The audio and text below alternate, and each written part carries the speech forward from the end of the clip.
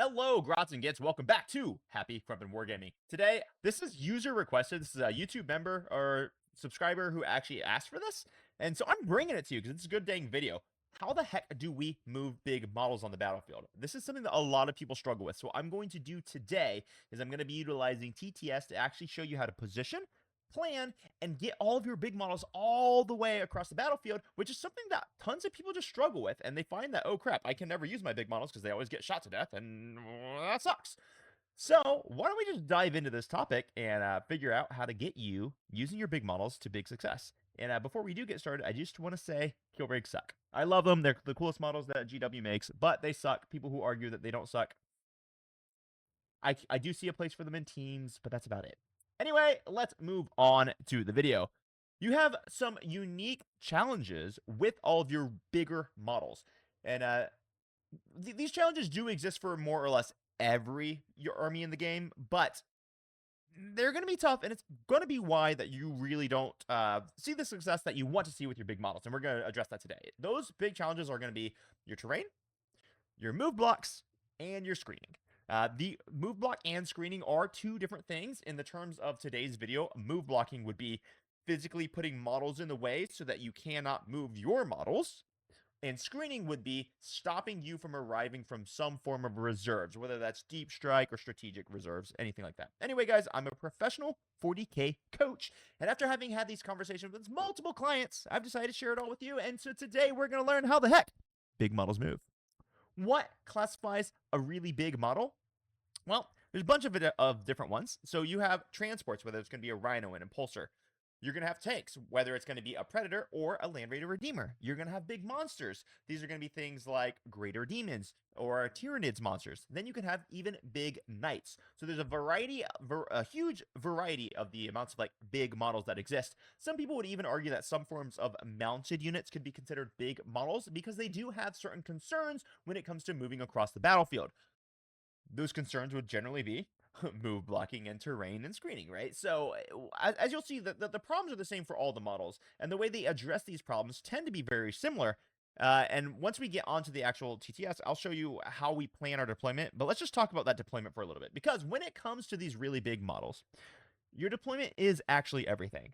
This is the most critical part of the game if you are going to be bringing models in this Titanic class, or not even just Titanics, just like big models in general. So towering is a huge consideration that you have to have for your models. If you have towering, you're going to be able to obtain shooting angles sooner than some models that do not have towering. Terrain interactions. Are you able to, say, walk over a terrain that is 4 inches or less? Because most Titanic models, not all, but most Titanic models have the inbuilt ability to move over 4-inch or less terrain without penalty. Movement lanes. What do I mean by movement lanes? Well, what movement lanes are the predefined areas on the map that you're going to be able to move across the battlefield. And I'm going to show you that in depth in like less than 30 seconds as we get to the TTS view. And then lastly, a big consideration is scouts and infiltrators. Where can those small little annoying pissant units move to stop you from triumphing on the battlefield? So let's go over, and I'm going to talk about deployment. This is just going through like this slide is just saying your movement phase is basically solving your deployment save phase. So basically wherever you deploy is telling you and your opponent where you're going to move. Big bases basically just require a lot more intense planning than your small bases. So if you're playing infantry, you don't have to plan as much because you can there's way more options. I mean, you do have to plan, of course, but big bases have much more predefined movement pathways that both you and your opponent are really gonna understand. All right, so let's go over to the TTS view now. Enough rambling, and let's actually learn how the heck are we going to move these across the battlefield. All right, so I've got TTS view loaded here. I've got a bunch of different models here. So I've got different Tyranid models. I've got Predator Structure. I've got a Land Raider Redeemer, a Ballistic Dreadnought. We've got a Mozrog, a Battle Wagon, a Kill Rig. Oh, this Battle Wagon is a little too large. That is not actually how big it is on the map. A truck. And we've even got some bikers just to represent a variety of different types of bases and models that need to be moved across the battlefield, because they're all going to be moved differently. Oh, I think I've got a knight here too. Now, for all those who are wondering, like Knights in particular, Knights are going to be a video on their own because they they basically break all the rules. And we'll talk about that briefly today, but I'm going to go more in depth on like knight style models in a different video. All right, so what we've got here is I think this is GW6, the layout, and it's hammer and anvil, and so I have just drawn out what the map looks like. If you see all these funky red lines on here, what these red lines indicate are firing patterns. And I know it looks super intimidating as of right now, but I'm gonna make sure that you understand how it works, and it's really not as intimidating as it looks. I'm just gonna turn this to state 2 so we can see. All right, so basically what the red lines go is that if I'm touching a red line, I am visible from a easy to fire point. So you see I have a line drawn from this edge of the terrain all the way to here. That means that if I have a model that's standing right here, they can see through here pretty easily. So they have this entire firing lane. And it's going to be really easy for your opponent to put a model wholly within this terrain. Okay. If I have a model right here, then you know I can see through this firing lane all the way through here. So that's how these are drawn. A model here can actually take this line. Here gets to take this line. All right, so you basically got it. So we've got a variety of different models. So when I look at my terrain, what I ask myself is, I go, okay, cool. Where can I safely deploy my big models? So if I have a generally smaller big model, like, still a big model, but smaller, I know I can put a truck here pretty safely. There's only one place on the table that this truck can be shot from, and that would be from right here. And a lot of times, if my opponent wants to deploy a big shooting unit right here, then obviously my truck can't go here, which means it's going to have to go here, right? So this is perfectly safe. There's no way my opponent can shoot my truck turn 1 if it goes right here. There's also no way my opponent can shoot my truck turn 1 if it goes right here.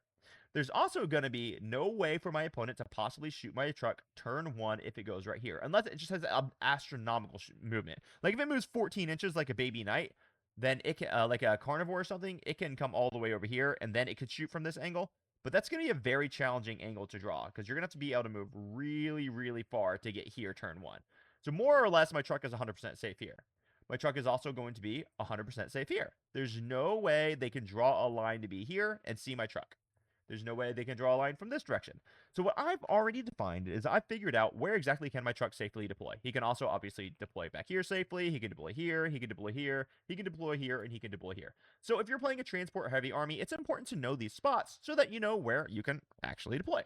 Now, a truck is relatively easy to deploy. It gets hard when you're deploying 4 or 5 of them, but as you can see, there are absolutely 4 individual spots that are very easy to deploy it, which is pretty cool. And then one that is kind of risky, but not super risky, because there's only one angle your opponent can shoot from.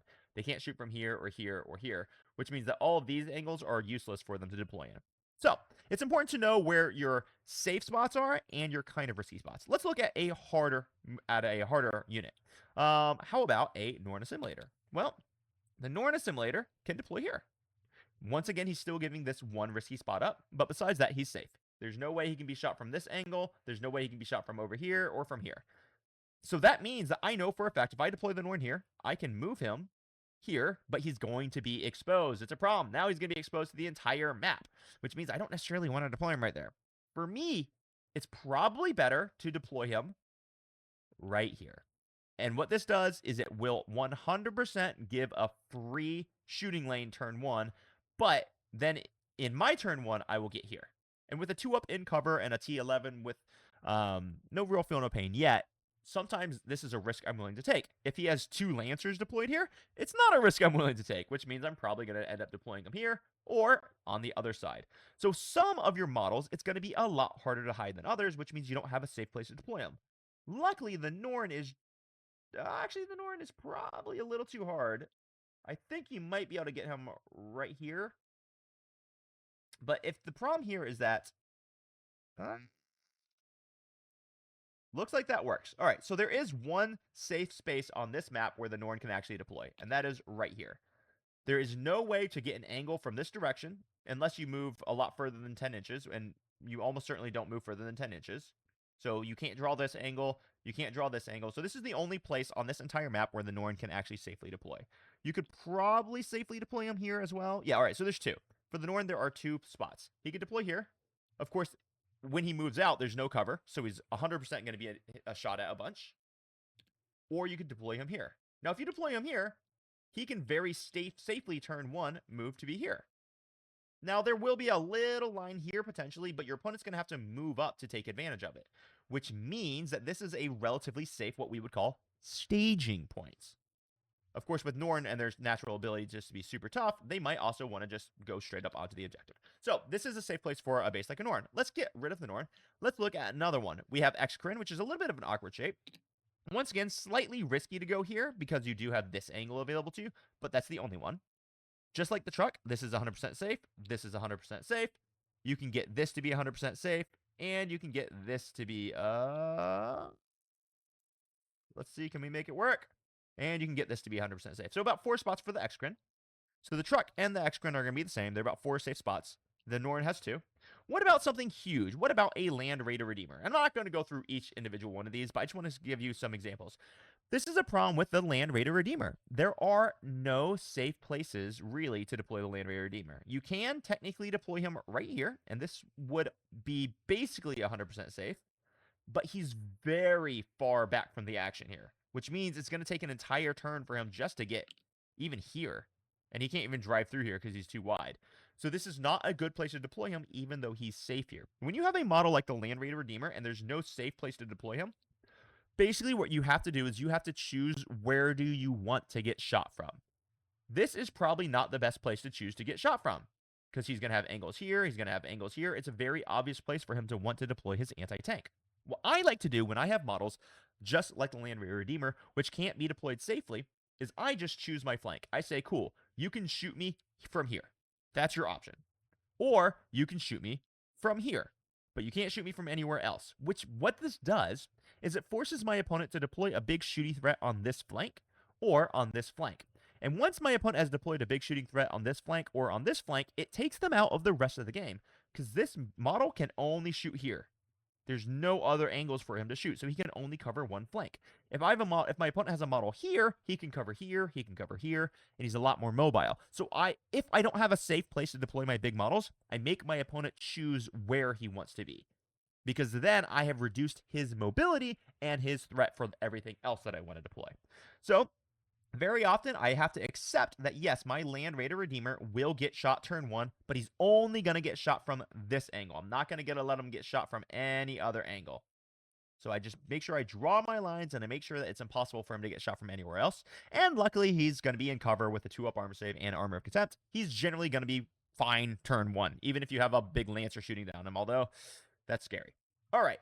What about another style model? You have the Battle Wagon. This would be a perfectly acceptably safe place for the Battle Wagon to stage, so you can deploy him very safely right here. I'll show you why you can't deploy the Land Raider Redeemer, because the Land Raider Redeemer right here is going to get drawn on this line, on this angle. He's still going to get drawn on this angle.